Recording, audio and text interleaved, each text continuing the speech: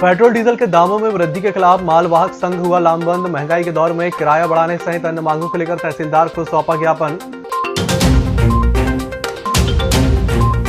नगर पालिका के विकास कार्यों का हुआ भूमि पूजन। लगभग 20 लाख रुपए की लागत से बनेगी 600 मीटर सीसी सड़क।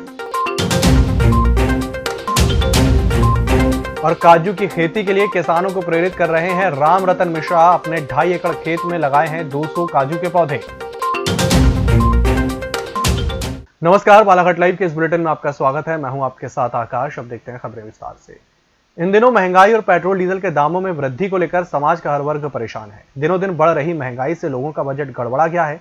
बुधवार को जिले के मालवाहक संघ ने अपनी विभिन्न मांगों को लेकर तहसीलदार को ज्ञापन सौंपा है और पेट्रोल डीजल के दामों में वृद्धि होने के कारण मालवाहक वाहनों के भाड़े में वृद्धि करने, मेडिकल कैंप लगवाने और आरटीओ कैंप लगाने के साथ साथ सुभाष चौक जय हिंद टॉकीज के सामने शौचालय निर्माण कराने की मांग प्रशासन से की है। बैनगंगा मजदूर यूनियन के तत्वाधान में जिला मालवाहक संगठन यूनियन के पदाधिकारियों ने बैठक लेकर मालवाहक वाहनों के मालिक और चालक और कामगार हमाल मजदूरों ने आवश्यक मांगों को पूरा करने के लिए सर्वसम्मति से निर्णय लिए तहसीलदार रामबाबू देवांगन को ज्ञापन सौंपकर प्रशासन से उनकी विभिन्न मांगे पूरी करने की मांग की है।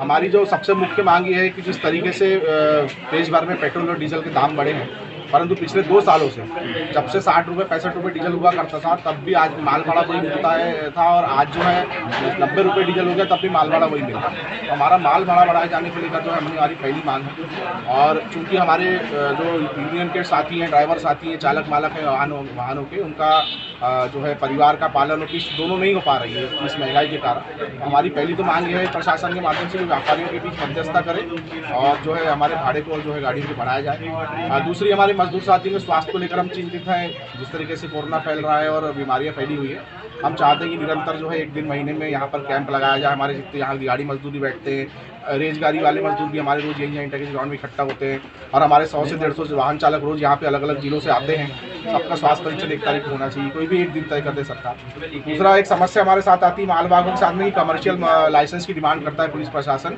कि भाई अगर ये वाहन चला रहे हैं छोटा हाथी, आपे, लीलैंड, तो आप कमर्शियल लाइसेंस दिखाइए। पर कमर्शियल लाइसेंस बनाना इतना आसान प्रक्रिया नहीं है। हम चाहते हैं प्रशासन इसमें हमारा सहयोग करे और यहाँ पर कैंप जो है वो लगाया जाए कमर्शियल मतलब लाइसेंस बनाने के लिए वाहन चालकों के लिए। ये भी हमारी मांग में शामिल है। दूसरी और हमारी एक मांग ये है कि चूंकि इतना बड़ा एरिया यहाँ पे रोज लगभग 500 के आसपास मजदूर इकट्ठा होता है, पर यहाँ उनके पीने के पानी की कोई व्यवस्था नहीं है, उनके लिए शौचालय की कोई व्यवस्था नहीं है। हमारी महिला मजदूर साथी भी यहाँ पर रहती हैं, उनके लिए कोई सुरक्षा के प्रावधान नहीं है। तो इस पर भी प्रशासन ध्यान दे और ये व्यवस्थाएं कराएं। जो भी डीजल और पेट्रोल की कीमतों में वृद्धि हुई है, उससे जो छोटे वाहन मालिक हैं उनको परेशानी है। उनके साथ भाड़ा किराए को लेकर वृद्धि करने के संबंध में उन्होंने एक रैली का ज्ञापन दिया था कि आज रैली निकालेंगे। कल से कलेक्टर महोदय द्वारा धारा 144 लागू कर दी गई है और इस तरह की रैलियों पर उन्होंने प्रतिबंध लगा दिया है। हमारी चर्चा हुई थी तो यहाँ पर जो भी संघ के लोग हैं वो मान गए कि भाई रैली नहीं निकालेंगे, शासन का हम समर्थन करते हैं। और इनकी जो कुछ 4-5 मांगे थी जो जिले स्तर की हैं, और जैसे डॉक्टर के कैंप लगाना है यहाँ पर और लेबर ऑफिसर आएँ, आरटीओ के कैंप लग जाए और चैम्बर ऑफ कॉमर्स के प्रतिनिधियों से चर्चा हो जाए। जिला स्तर की बात है, ये इसके बारे में कलेक्टर महोदय को अवगत कराऊंगा और अवगत कराने के बाद निश्चित रूप से 2-3 पॉइंट जो हैं, जैसे आरटीओ के कैंप लगाने की बात है, ये लेबर ऑफिसर, डॉक्टर के कैंप, तो स्थानीय स्तर का काम है। हम 15 दिन कोशिश कर रहे हैं कि 15 दिन के अंदर इनके कैंप यहाँ पर लग जाए। और भाड़ा वृद्धि वाला मामला जो है, क्योंकि कॉमर्स, चैम्बर ऑफ कॉमर्स और इनके बीच का मामला, कोशिश करेंगे कि दोनों जगह के प्रतिनिधियों को बिठाकर इस पर एक सार्थक चर्चा हो जाए और भाड़ा के बारे में भी थोड़ा सा कुछ बढ़ोतरी हो जाए, ताकि जो गरीब लोग हैं लोन से गाड़ियाँ लेकर लोगों का काम करते हैं, इनको भी थोड़ी सी सुविधा हो जाए। और कोरोना काल में निश्चित रूप से इनके ऊपर भी मार पड़ी है और उसका भी कुछ न कुछ खामियाजा इनको भुगतना पड़ा है। तो अगर माल भाड़े में थोड़ी सी वृद्धि होगी, इनको सुविधा भी रहेगी और आम जनता को भी जो इनके वाहनों का उपयोग करते हैं उनको भी सुविधा होगी। कोरोना महामारी के चलते और लंबे समय के इंतजार के बाद बुधवार को नगर के वार्ड 2 में नगर विकास के अंतर्गत सीसी सड़क निर्माण का भूमि पूजन संपन्न हुआ। वार्डवासियों की सड़कों की मांग को ध्यान में रखते हुए पूर्व मंत्री गौरीशंकर बिसेन के अथक प्रयासों से कम समय में वार्ड 2 ग्राम शक्ति भवन से भंडारी कहर तक बनने वाली अनेक सड़कों को लगभग 20 लाख रुपए की लागत से निर्माण होने वाली 600 मीटर सड़क का भूमि पूजन विधायक प्रतिनिधि, नगर भाजपा मंडल अध्यक्ष सुरजीत सिंह ठाकुर और जिला भाजपा युवा मोर्चा अध्यक्ष गजेंद्र भारद्वाज के साथ पूर्व पार्षद किरण बसंत पवार सहित अन्य जनप्रतिनिधियों की उपस्थिति में हुआ।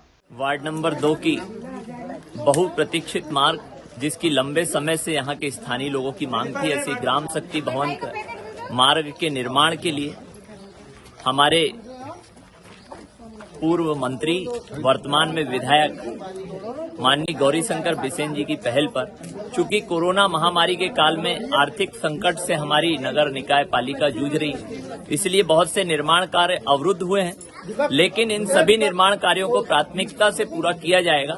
इसी कड़ी में आज यहाँ भूमि पूजन किया गया है।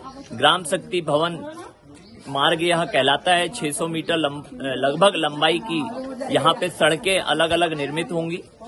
साथ ही वार्ड नंबर 2 की और अनेक मार्ग इसमें आएंगे। इसके साथ ही और भी वार्ड के जो मार्ग हैं उन्हें विधायक निधि से भी पूरा करवाया जा रहा है।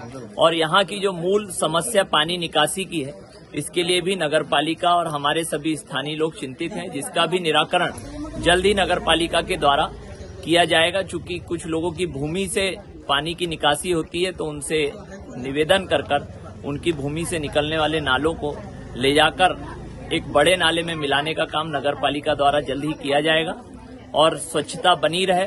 हमारी सभी से यहीं पर हमने यहाँ निवेदन किया है कि बालाघाट जिले की बिरसा तहसील के कुछ ग्रामों में किसानों ने बंजर जमीन पर काजू की खेती प्रारंभ की है और उसके अच्छे परिणाम आने लगे हैं। इसी से प्रेरित होकर बालाघाट तहसील के ग्राम दाही गढ़वा के किसान राम रतन मिश्रा ने अपने 2.5 एकड़ खेत में धान की फसल को छोड़कर काजू के पौधे लगाए हैं। राम रतन मिश्रा अपने और पड़ोस के किसानों को भी काजू की खेती करने के लिए प्रोत्साहित कर रहे हैं। राष्ट्रीय कृषि विकास योजना के अंतर्गत उद्यान विभाग द्वारा रफ्तार योजना में ग्राम दहीगढ़वा में किसान राम रतन मिश्रा को काजू के 200 पौधे उपलब्ध कराए गए हैं। उनके 2.5 एकड़ के खेत में लगे काजू के सभी 200 पौधे 2 वर्ष की अवधि के हो चुके हैं। किसान राम रतन मिश्रा ने बताया कि उनके खेत में धान की फसल से अधिक आय नहीं हो पाती थी। धान की खेती से प्रायः आमदनी 98 और खर्चा रुपया वाली स्थिति बन रही थी। ऐसे में उन्हें उद्यान विभाग के अधिकारियों ने काजू की खेती के साथ हाथ आजमाने की सलाह दी, तो उसने भी इस पर अमल कर लिया। खेत में लगे काजू पौधे की पूरी सुरक्षा की जा रही है। इस बुलेटिन में फिलहाल वक्त चला छोटे से ब्रेक का, जल्द हाजिर होंगे। हर घूंट सेहत से भरपूर, without sugar, without caffeine and with natural tea colour. Ayur Amrit herbal tea अपनाइए, जो हृदय के लिए रामबाण औषधि है। अब टी नहीं, सिर्फ आयुर अमृत हर्बल टी। ब्रेक के बाद एक बार फिर से आपका स्वागत है। लालबाड़ा क्षेत्र के ग्राम कनकी में विशाल कुश्ती दंगल का आयोजन रामलीला मैदान में 24 फरवरी को किया गया, जिसमें बालाघाट, सिवनी, छिंदवाड़ा सहित अन्य जिलों के पहलवानों ने शामिल होकर अपने दांव पेंच का हुनर दिखाया। कुश्ती में अतिथि के रूप में जिला कुश्ती संघ अध्यक्ष उम्मेद लिल्हारे, जिला पंचायत सदस्य राकेश डहरवाल, प्रशांत मोहरे, दुर्गा पगरवार सहित अन्य शामिल रहे। कुश्ती में आयोजन समिति की ओर से प्रथम पुरस्कार 25,000, द्वितीय पुरस्कार 15,000 और तृतीय पुरस्कार 11,000 और चतुर्थ पुरस्कार 5,000 रुपए रखा गया है।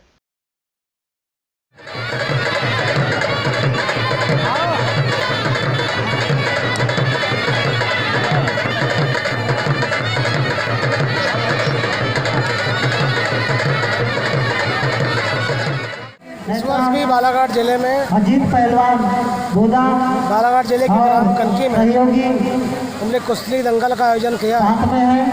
इसमें हमने 25,000, 21,000, 15,000, 7,000, 5,000 झंडी के रूप में रखा है। और इसमें सिवनी, जबलपुर, छिंदवाड़ा, लखनऊ, बालाघाट जिला, मंडला जिला के पहलवान आए हुए हैं।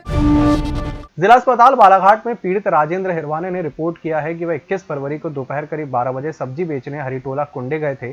जब राजेंद्र उर्फ राजू केकती के घर के सामने पहुंचा तो राजू केकती सुधार सब्जी न देने को लेकर राजू केकती को गंदी गाली देने लगा। जब राजेंद्र हिरवाने ने गाली देने से मना किया तो राजू केकती ने घर से डंडे से मारपीट की, जो उसकी पीठ और पेट में चोट आई है और बेहोश हो गया। फिर परिवार वालों ने उसे जिला अस्पताल लेकर गए, जहां इलाज के दौरान उसकी मौत हो गई।